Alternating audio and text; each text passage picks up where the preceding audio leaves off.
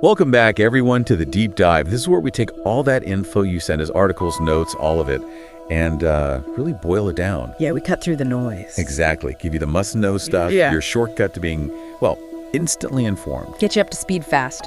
And today, oh boy, are we diving into something big. Diablo 4's upcoming Season 9. It's called Sins of the Horadrim. Sounds ominous. It really does. Launching July 1st. And as I was going through everything, the theme that just kept hitting me was this, like, dark, ancient magic vibe.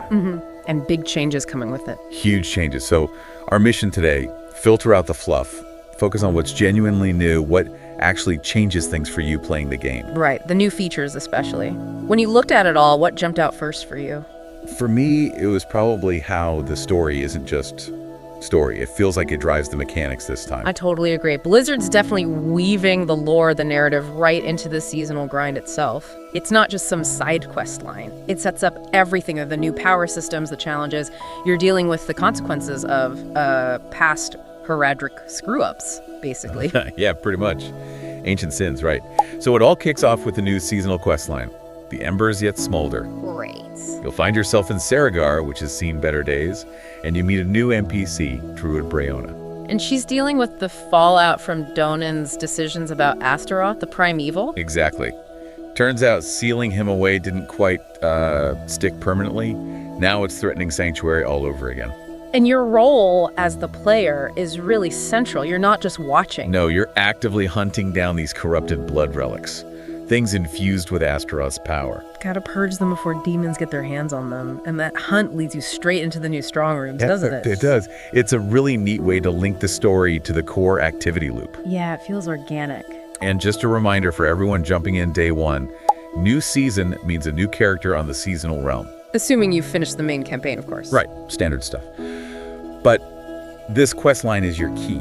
It unlocks the secrets to the Heradric Strong Rooms. And it gives you access to the Heradric focus in Saragar. Which is where you track your seasonal rep, now called Heradric Knowledge, and get rewards. And crucially, the Heradric Wayfinder. You need that to find the strong rooms. Okay, so two new things to track. Heradric Knowledge and Heradric Files. Break those down. Sure.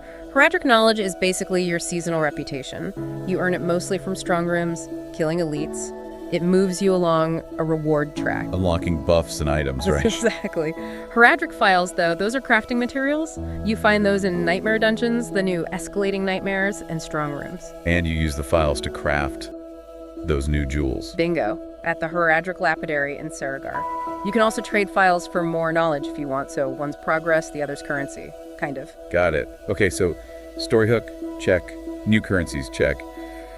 But the real game changer, the thing that just screamed new power level, Has to be Horadric Spellcraft. Oh yeah. This looks like it could completely rewire combat. You're linking Horadric spells to your action bar skills. Yeah, essentially creating these devastating double attacks. It's a whole new layer of customization. So how does it work? There are 3 parts? 3 key elements: catalysts, infusions, and arcana. And you get your first catalysts and infusions from the questline, so everyone gets a taste. Smart. So you're not just lost. Right.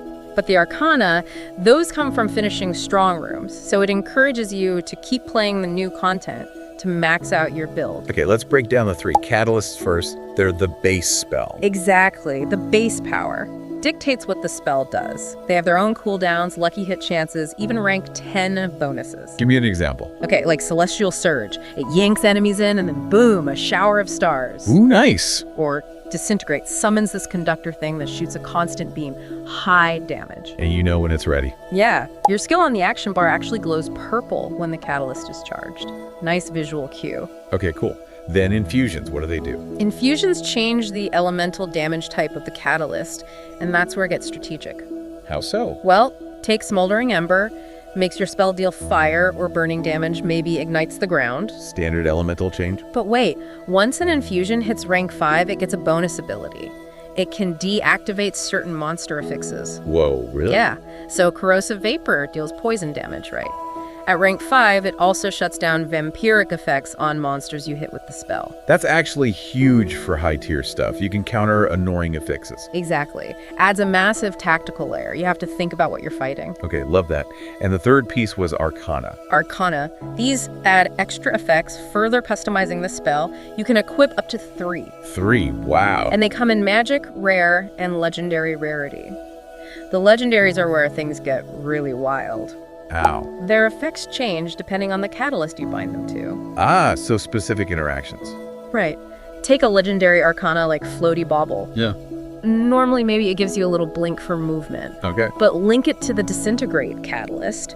You blink to your target, but the beam conductor stays where it was. What? So you teleport, but the beam keeps firing from the old spot? Yep. Turns a stationary attack into this mobile, tactical thing. Makes you unhindered, too. That's insane. The possibilities Are enormous. Seriously, people are going to find some broken combinations, I guarantee it. This isn't just adding numbers, is it? It's like changing how skills work. Totally. Imagine a sorcerer's Disintegrate becoming a teleport. Or a Barb's Wren suddenly pulling enemies in and stunning them. Yeah, that opens up completely new ways to play. Could shake up the whole meta. I think it will. The depth is really there for build diversity. Lots to tinker with. Okay, moving from spells you cast to things you socket. Heradric Jewels! Right, another layer of power. Powerful artifacts you craft at the Heradric Lapidary in Saragar. How do you unlock crafting them? Through Heradric Tomes. These start dropping as rewards in Strong Rooms once you hit Torment Eye difficulty. Okay, Torment Eye. Your first tome comes from the seasonal reputation board, the Heradric Knowledge track. Oh, good. So you get one guaranteed. Yeah, helps you get started. You need those Heradric files we talked about, plus gem fragments to craft them. And they go into amulets and rings. Amulets and both ring slots, yeah. Yeah. Big potential stat boosts. Anything stand out? I heard talk about one called Will Breaker. Yes, the devs specifically mentioned that one. It's huge for physical damage builds. How does it work? When you hit a boss or elite with physical damage, or CC them, they take 40% more physical damage for a bit. 40%. Wow. That's massive for builds that sometimes struggle with single target boss damage. Exactly. It's a direct answer to that feedback, giving physical builds a strong endgame option to chase. Is there a catch? Or just pure power? Seems like pure power for Willbreaker. But the variety is key. Look at Liminal Echo. What's that one do? Prevents fatal damage. Gives you invulnerability for 3 seconds and a speed boost. Basically, a cheat death. A lifesaver. For sure. Though, importantly, it won't drop in hardcore mode. Makes sense. That would break hardcore. Definitely. And then there's Idle from Below. Gives primary stats. Life makes you always unhindered. Sounds amazing for mobility and survivability. It is. But the catch, you get hunted by Jewel Guardians, these spectral dudes who protect the relic. Ah, so a constant risk reward. I like that. Yeah, it adds flavor. And these jewels, combined with Spellcraft, that's where the depth customization really happens, refining your build. Okay, so we've got new ways to power up. What about new places to fight? Heradric Strong Rooms. Yes, and these are important because they're not just for the season, they are a permanent addition to Nightmare Dungeons. So interesting. So they stick around after Season 9. That's right. You find them using your Heradric Wayfinder. Higher difficulty Nightmare Dungeons have a better chance. Or specific sigil affixes can guarantee them, right? Correct. Once you're inside, you click a Heradric artifact pillar, then you choose from some Heradric statues. Choose. Yeah, some might be corrupted by Astaroth. Clicking those makes things harder, but gives better rewards. More risk, more reward again. And then it's timed. Yep, 100 seconds. Kill mummified enemies fast to earn Heradric attunement. If you die, you lose precious time. Okay, intense. What are the rewards for doing well? Grand Heradric caches. The better your attunement score, the better the loot. Similar to Obdusite scaling. Oh. Okay. Plus, you get temporary buffs for the rest of that Nightmare Dungeon run. More XP, more gold, better file drops, stuff like that. You know, Nightmare Dungeons can get a bit samey sometimes. Does this feel like it adds enough variety? I think so. The time pressure, the choices with the statues, it forces you to play differently, more actively engage. It breaks the monotony. Okay, I can see that. And tied to this is Escalating Nightmares. The ultimate endgame test, they're calling it. Also permanent, by the way. Also permanent. Okay, what is it? It's a chain of 3 Nightmare Dungeons back to back. Okay, here's the twist. Affixes from the first dungeon carry over and stack onto the second. Then affixes from the first and second stack onto the third. Wait, what? So the third dungeon has potentially triple the nasty affixes. Especially in Torment tiers, yeah. It gets progressively harder, much more chaotic, a real gauntlet. How do you start one? You need an escalation sigil. You can get those from the Heradric Knowledge track or find them in Strong Room caches. And if you manage to beat all 3 in Torment? You face the exalted version of Astaroth himself. Whoa. Okay, so a unique boss fight at the end. A reimagined boss fight. Apparently, it's got a challenging new twist. Tell me more. During the fight, Astaroth actually sheds his mount. He splits into 2 separate, terrifying bosses you have to fight simultaneously. 2 bosses? Okay, that sounds hectic. Yeah, you'll need to learn new patterns, new combos, and the amalgam part can resurrect if you kill it before Astaroth. So focus fire is key. Wow. And winning this super tough fight gives you a rare chance to drop one of those Heradric jewels. High risk, potentially high reward. I like it. Okay, beyond the big systems, new unique items too. Yep, a whole batch. One for each class, designed to really shake things up and enable new builds. And these are also permanent additions. Also permanent. And you'll have a better chance of finding specific ones from specific existing bosses too. Nice target farming. Any examples stand out? Oh yeah. For barbs, there are the hooves of the mountain god boots. What do they do? When your fury hits max, it starts draining fast. But your basic skills start cleaving, hitting multiple enemies, and deal way more damage. So it makes basic attack builds potentially really strong for clearing. Could do. Totally changes how you manage fury for huge basic damage output. Interesting. What about Necro? Necro gets the Hand of Naz gloves. Sacrificing warriors and golems gives you extra skeletal mages. More mages is always good. But wait, there's more? Those mages can upgrade into skeletal archmages. And these guys teleport to avoid damage, and their attacks shatter, dealing AoE damage. That makes minions way more dynamic and survivable. Exactly. Big buff for summoner builds. Okay, one more. Sorcerer? Sorks get the Ophidian Iris's amulet, makes Hydra a core skill. Hydra as a core skill, that's huge. Massive. It always summons a 3-headed Hydra whose attacks explode. And if it would have had more heads from other effects, it gets bigger and deals even more damage. So Hydra goes from kind of niche to potentially a main damage dealer. Absolutely. Could enable whole new fire builds or just general elemental builds focusing on Hydra scaling.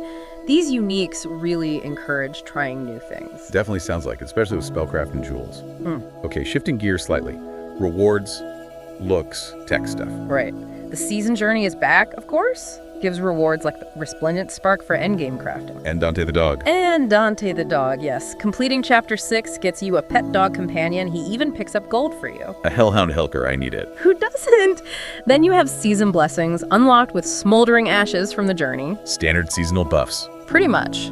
Things like the Urn of Curiosities gives a better chance for a second item from the Purveyor. Makes gambling better. Useful. Or the Urn of Strong Rooms boosts your chance of finding those escalation sigils in Strong Rooms. Helps you run the harder content more often. Gotcha. Battle Pass. New cosmetics. Yep, new Battle Pass theme is Sins of the Horadrim.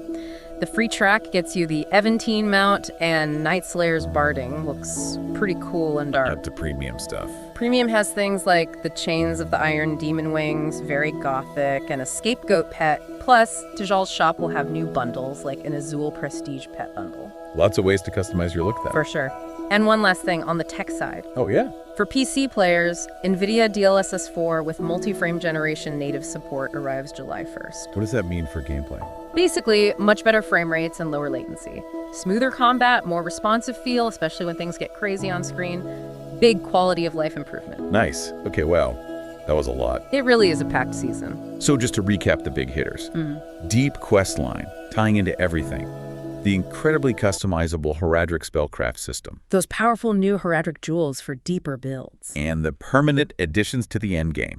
Heradric Strong Rooms inside Nightmare Dungeons, and the super challenging Escalating Nightmares chain. Plus that revamped Astaroth fight and all the new uniques. It really feels like Season 9 isn't just adding temporary stuff, but making significant, lasting changes to Diablo 4's core endgame. Absolutely. The permanent features mean the game will feel different even after the season ends. More depth, more challenge, more customization. So definitely encourage everyone listening to jump in on July 1st, get your hands on that spellcraft, unearth those secrets. Yeah, start experimenting. And maybe think about this as you get ready.